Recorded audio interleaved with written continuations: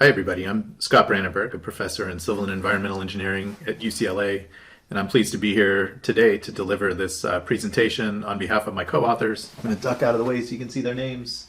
They are Zehan Liu, Pengfei Wang, Paolo Zimero, and Jonathan Stewart. The project I'm working on is part of a larger project involving quite a few contributors, including Sandra Bachand, Steve Andrews from RMA, Steve Deverell from Hydrofocus, Sebastian Uliman, Peter Nico, and Craig Ulrich from Lawrence Berkeley National Lab. So the outline for today is that I'll do first a probabilistic seismic hazard analysis brief introduction, and then I'll talk about uniform hazard maps, which you may have seen. They form the basis for seismic hazard analysis in the building code, but they're not appropriate for analyzing spatially distributed infrastructure systems like levees. And then I'll present an analysis framework that we've adopted for regional probabilistic seismic hazard analysis. And finally, I'll talk about an analysis framework for levee system reliability. So let's take a look first at probabilistic seismic hazard analysis. So here's a map of a portion of Northern California that includes the delta, and there's an earthquake fault. That's roughly the alignment of the Midland Fault. So that fault can produce a lot of different magnitude earthquakes. It can produce an earthquake that would involve rupture of the entire fault length, or it could rupture a small segment of the fault and produce a smaller magnitude earthquake like shown in this red line right there. So that red line might be a magnitude 5 event. And we characterize the recurrence of earthquakes using something like this Gutenberg-Richter recurrence law. You could go to the magnitude 5 line, go across, maybe that's 0.03 or something annual rate of exceedance of earthquakes larger than 5. If it did rupture the full length or a bigger event happened, magnitude 6, that would be a smaller annual rate of exceedance. So we can take that Gutenberg-Richter recurrence law and develop a cumulative distribution function for it. And we often use a minimum and maximum magnitude in doing this. There is a minimum magnitude below which we don't really care anymore for the purpose of evaluating the effects of earthquakes on infrastructure. So often we truncate that at magnitude 4, something like that. And then there's a maximum magnitude, and I showed that fault before. It has a finite length, so it can only produce earthquakes up to a certain magnitude. So we can take that Gutenberg-Richter law, compute this cumulative distribution function, where the earthquake magnitude is constrained to be between Mmin and Mmax. And then we can differentiate that cumulative distribution function to derive a probability density function for earthquake magnitude recurrence.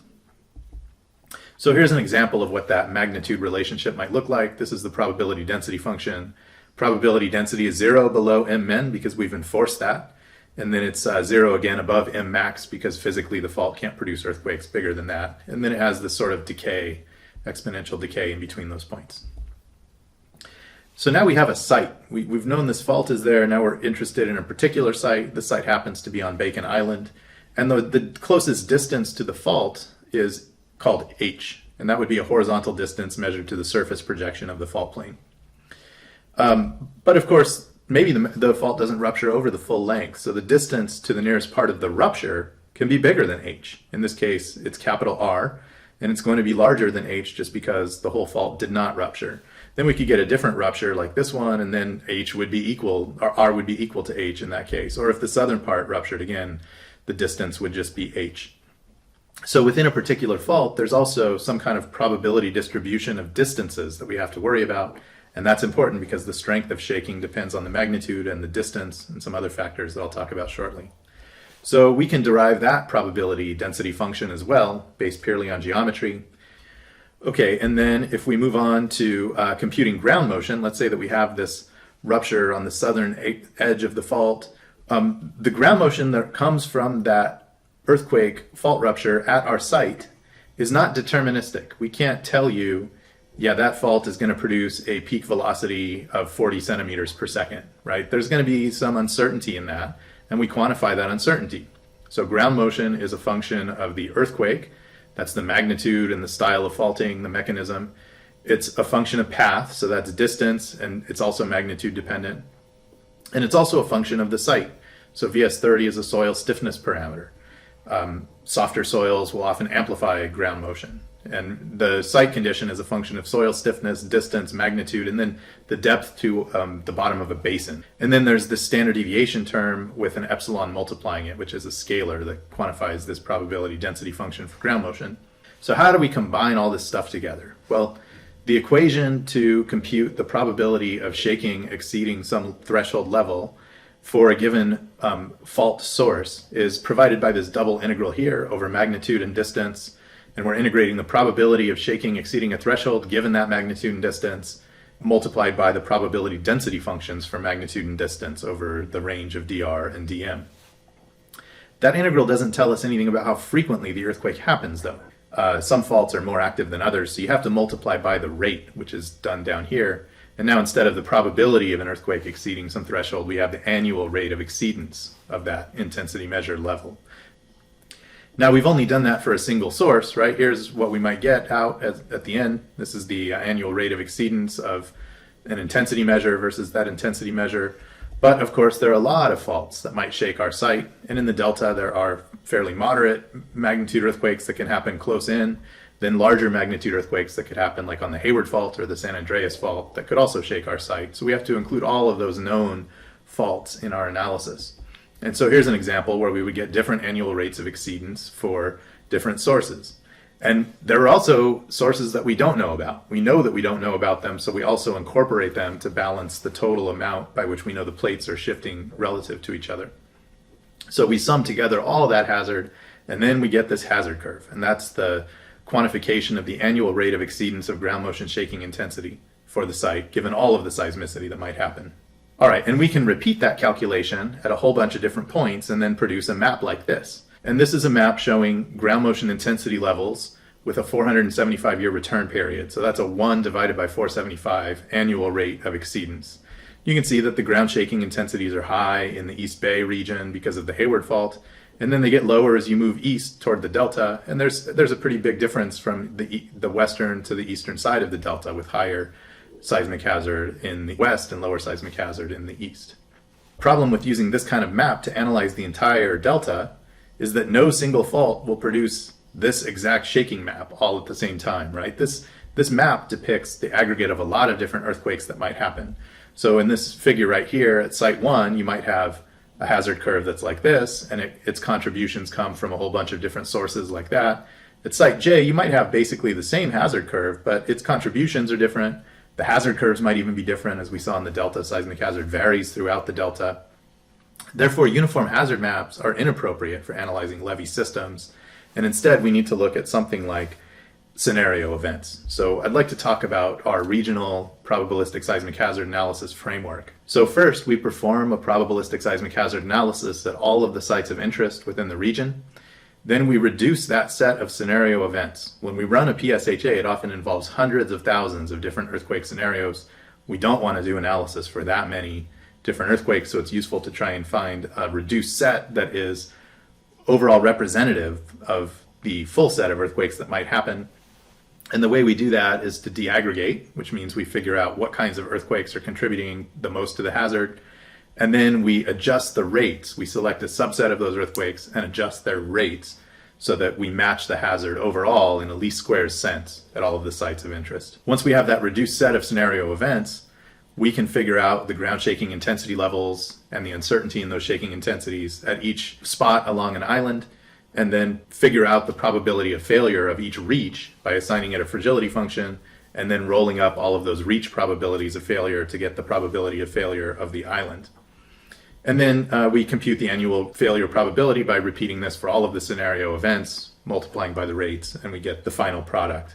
And this framework is good for other hazards as well. We're doing it for earthquakes here, but you could do it for flooding, sea level rise, and subsidence, which we're also working toward. So here's an example in the delta where we've picked all of these points at which we're going to compute these seismic hazard curves and disaggregations. Here's a map of all of the faults in the USURF3 fault map. USURF3 is a source model for California, and that's really a lot of faults, especially down here in Southern California. Up near the delta, it's primarily the San Andreas and faults that are parallel to it. And we've taken all of these sources and run through our event reduction algorithm to get a manageable set of events. So here's one up here. There's one kind of on the Midland Fault, one on the Hayward Fault, one on the San Andreas, and then there are a bunch of background seismicity sources that are kind of around the periphery of the delta. So we've managed to get a reduced event set using lasso regression and the rates associated with these events as well. And this is a shot showing the match between the target, the true hazard curve in blue, and the hazard curve we get from our reduced set of events, which is a significant reduction in the number of events. And you can see there's some misfit, but they tend to agree pretty well overall. This is at 3 different sites, and these are for different intensity measures. Now for fragility functions, what we've done is looked at earthquakes from other regions that have been shaken. The delta has not been shaken, and we don't know how the levees are going to respond, so we turn elsewhere for that information. And we've gotten a lot of great information from Japan. The Japanese are pretty phenomenal at going out and measuring every crack in the levee, every amount of settlement, and we can map that to ground motion and figure out the damage potential. And here's what some of the levees look like. So we divide it into different damage states, and we develop fragility functions that look like this. This is the probability of exceeding a damage threshold depending on the acceleration or velocity that the levee has experienced. Now those levees are different than delta levees because they're high and dry most of the time. They're just flood control levees. Delta levees constantly impound water, and that's important because saturated soils can be subject to liquefaction, and liquefaction is a primary driver of levee damage. So we anticipate delta levees to be more fragile than these Japanese levees, but what we can do is calibrate our numerical models to match the Japanese levees, and then we can do things like raise up the groundwater. Also, these levees don't have peat underneath them, delta levees do, so we can introduce softer soils underneath in our numerical models, and we have some confidence that our numerical models work, and we can adjust the fragility functions. So then in the system analysis, we have a full long reach here, that might be a kilometer long or something like that. But there are also different quantities that we need to define. So a segment is kind of an elemental length. That would be what you analyze if you do a 2-dimensional cross-section analysis of a levee. The reach, as we define it, is a length of levee with uniform statistics. So that means that the capacity and the demand are constant random fields. So the capacity and demand can vary within the reach, but the mean and standard deviation and spatial correlation are constant. Then a system would be any length of levee that protects an island from flooding. And a characteristic length is a specific length for which the probability of system failure can be computed using the assumption of statistical independence of each characteristic length. And we know that capacity and demand are correlated. We figured out levee capacity correlation from the Japanese levees, and we know demand correlation because we've measured earthquake ground shaking over regions, and we can look at that. And then we can use level crossing statistics to start to define the margin of safety. That's going to be greater than 0 if the levee survives, less than 0 if it fails, and the correlation of the margin of safety is a function of the correlation functions for capacity and demand. And then here's an example of a level crossing statistics problem. So the capacity is shown in red, and it's going to vary along the length of the levee. Some parts will be naturally weaker, some will be naturally stronger. A levee system is a series system, so we're trying to find the weakest link in the chain. The demand has a longer spatial correlation length, so it's not wiggling around as much. And so fundamentally what we're trying to do is figure out if the red line is going to drop below the blue line over the system. And so here's the margin of safety, and if it goes below 0, you have a failure. And so we turn to electrical engineering concepts, level crossing statistics from noise analysis. And here's the rate of zero crossings from Rice's formula for a Gaussian spatial correlation function for random noise. And so this is the number of times that noise will cross 0. And then we don't care if it crosses 2 ways. All we care about is if it goes below 0. So we look at up crossings or down crossings. Same thing, it's half as much. Our margin of safety did not have 0 mean, right? It has a mean somewhere up here, maybe around 15 in this case. So we can look at level crossings of a specific non-zero level by introducing this other exponential function. And then here's the expression for the probability of no up crossings at level B over length L. So this is the probability of survival, basically. Okay, so expanding that out, we end up with a fairly simple equation for the probability of failure of a reach. And we just have to know the capacity of the levee from the fragility function, the demand from our seismic hazard analysis, and the spatial correlation, and then the length of the system. And once we know all of the reach failure probabilities, it's fairly straightforward also to compute the probability of failure of the island by doing this product sum. So in conclusion, we've extended a method for regional probabilistic seismic hazard analysis. We're updating fragility functions now using numerical simulations calibrated to Japanese data and extended to delta levees. And we'll then do our level crossing statistics method to compute the probability of failure of a delta island. Spatial correlation of the levee capacity will be informed by the geophysical work that's being performed by Lawrence Berkeley National Lab, and that will also be used for other hazards like through seepage and under seepage. And we'll then do a similar system analysis for flooding, subsidence, and sea level rise. So these are some of the references cited in my presentation. And I'd like to acknowledge sponsorship by the Delta Stewardship Council and by the Department of Water Resources. Thank you.